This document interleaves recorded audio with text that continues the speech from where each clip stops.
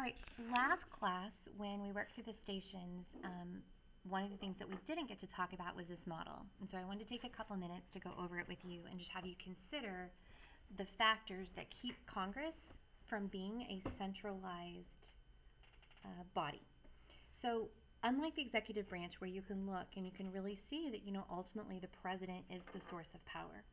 You can look to the courts and you can see that the judicial branch, that the Supreme Court is the final word. But in Congress, that's really difficult to do. Nobody speaks for Congress. No one is in charge of Congress.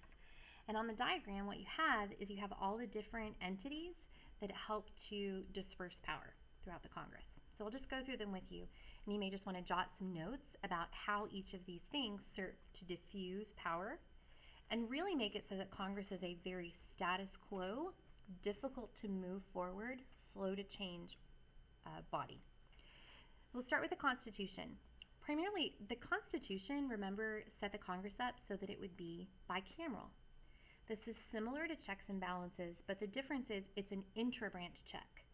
So we've taken the Congress and we've taken the most powerful part of our government and we've split it in half.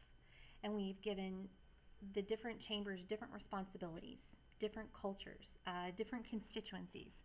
As a result, the power has been spread out even further than just separating us into different branches of government. Individual congressmen. Most congressmen do what they can to kind of run against the Constitution or run against the Congress. In this country, public opinion about Congress is very, very low. We do not like it. And yet, astonishingly, we continue to re-elect the same members of Congress over and over again.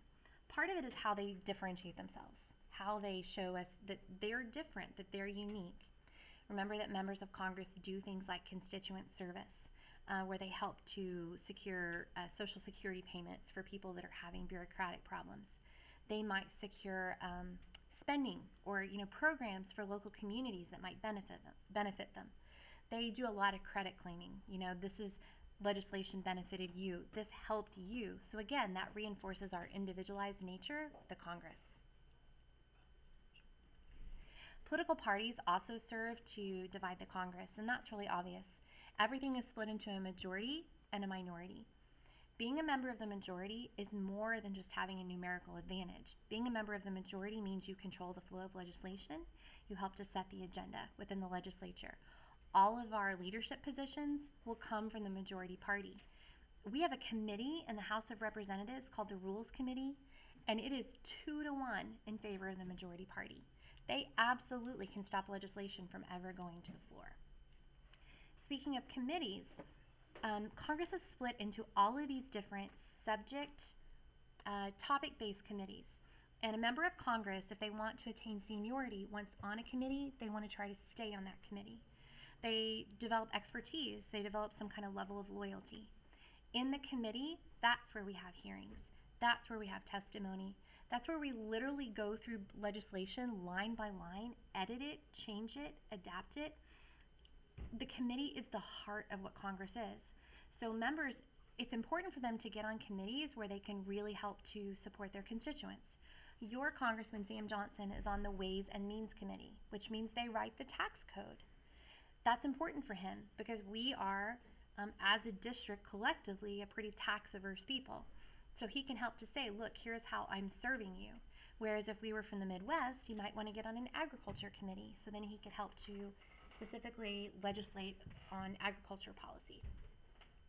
Constituents and interest groups foster the decentralized nature of Congress because it's important to us to develop relationships with individual members of Congress. Lobbyists are going to lobby individual members of Congress.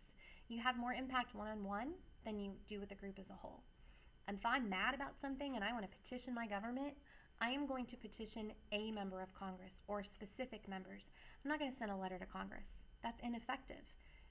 The effectiveness comes from those individual relationships and what you can do with one another. Congress has staff, like members of Congress have staff. The committees have staff. Staffers are unelected people. Typically they're younger. They're people that are out of college that are interested in working in public policy. And staffers do everything. They write bills. They meet with constituents. They perform constituent service. You guys, they go to committee hearings. They do all of those kind of things. Because congressmen have really, to be honest with you, I'm not asking you to feel sorry for them. They have a lot to do. There's also a lot of ceremony involved in their job, and so congressional staff can really help to ameliorate that and help to take the workload off. I'm going to skip executive branch and go to support agencies, and then we'll go back. Support agencies are within the Congress. They're portions of the Congress that help the Congress do their job. It's not members of Congress, though. So an example would be like the Congressional Budget Office.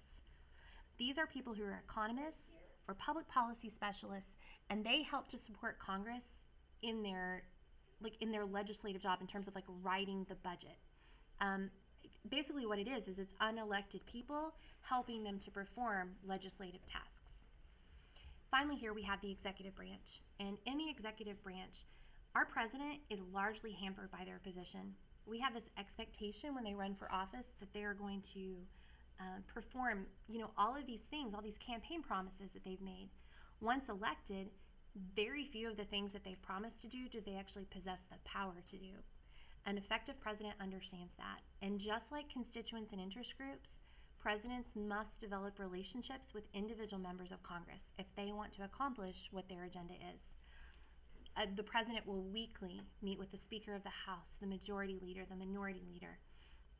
Presidents who really are having a hard time will call up individual members of Congress and, what can I do to get you on board? How can I get your support for this piece of legislation? One that's not on here that I always forget to add is something called a Congressional Caucus. This is an important kind of part of the modern Congress. Congressional Caucus is made up of members of the House and or the Senate, so it could be both. They might cross party chambers. And what the caucus is it's people that have some kind of like common demographic usually. So there is a women's caucus. There is a Congressional Black Caucus. They also might be from the same area of the country, that like from the Sun Belt or from the Midwest or from the Northeast, where they have a specific public policy concern that might be different than the other members of Congress. And as a result, they can kind of band together and present a united front. How do all of these things serve to decentralize Congress? They do that because they divide our Congress. They keep it so that no person can come in and push an agenda through. The only way that we're going to accomplish massive, quick legislative change is if Congress takes a back seat to the president and they simply become a ratification of what the president does.